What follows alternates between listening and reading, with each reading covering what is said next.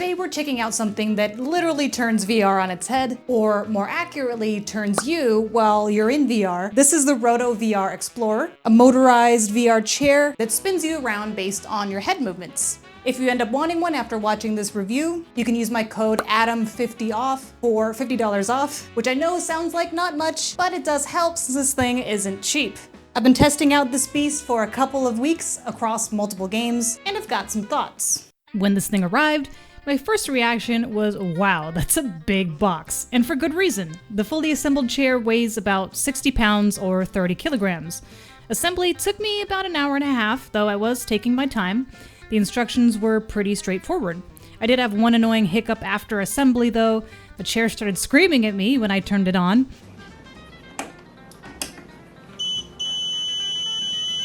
Apparently, there's a safety feature that requires the base covers to be properly aligned with the sensors. I had to lift the entire seat off to rearrange them and make sure that the lines where the base plates connected were covering the intended sensors in the chair legs.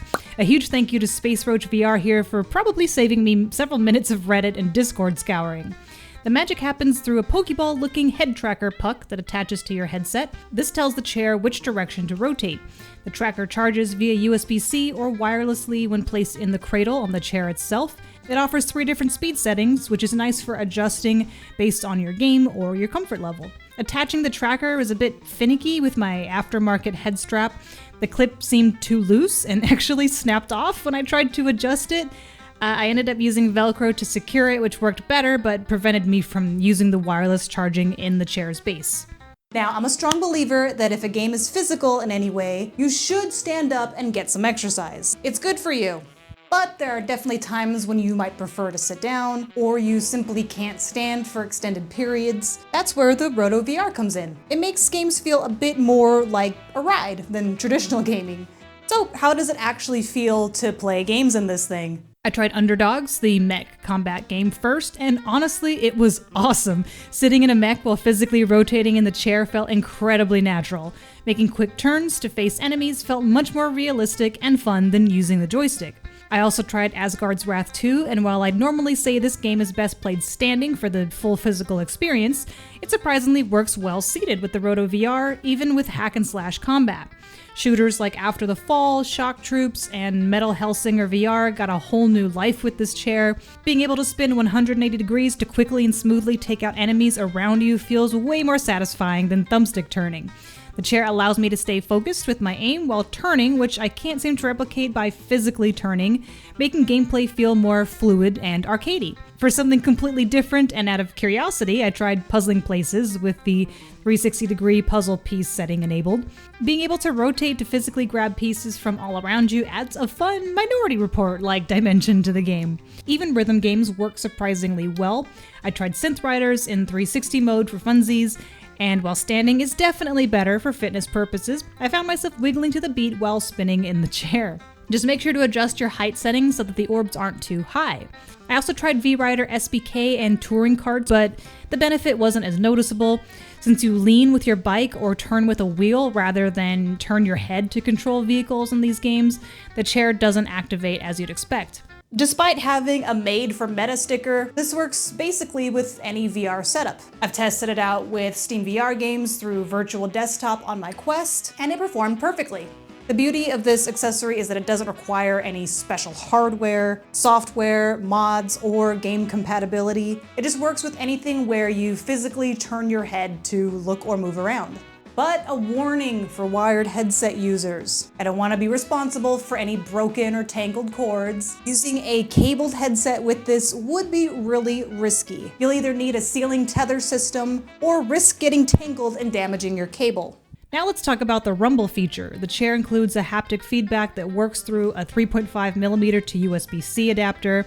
Getting it set up was a bit of a process. You connect the 3.5mm end into your headset and the USB-C into the head tracker.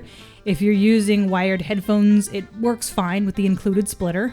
If you have wireless headphones that use a dongle, like most gaming headsets do, I couldn't get the rumble to work at all, even with trying various adapters. I didn't bother trying with something like Bluetooth earbuds connected directly to the Quest. because frankly I didn't care for the rumble feature anyway, but if that's important info for you, just let me know in the comments and I can quickly try that for you.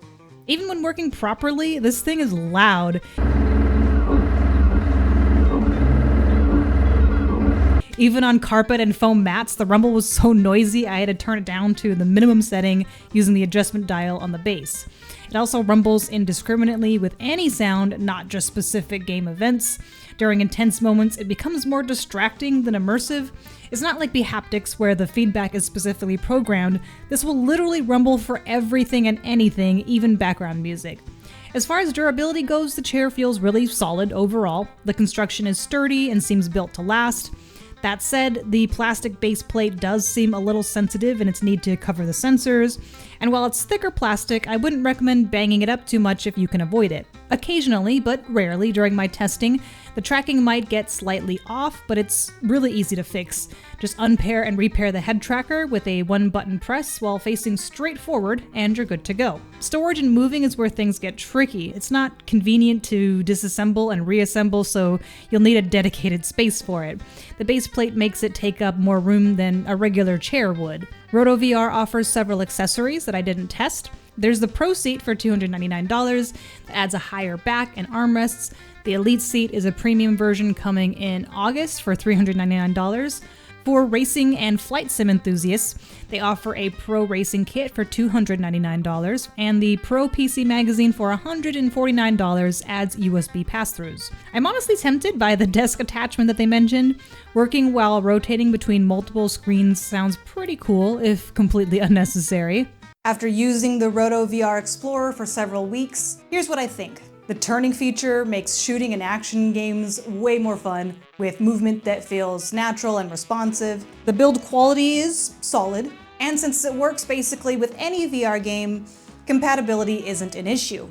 Plus, it might help those of you who might be more prone to motion sickness. On the downside, $799 is a pretty significant investment for a VR accessory. The rumble feature is a little too loud and indiscriminate to be useful. It takes up considerable space, and the head tracker attachment could definitely be more secure.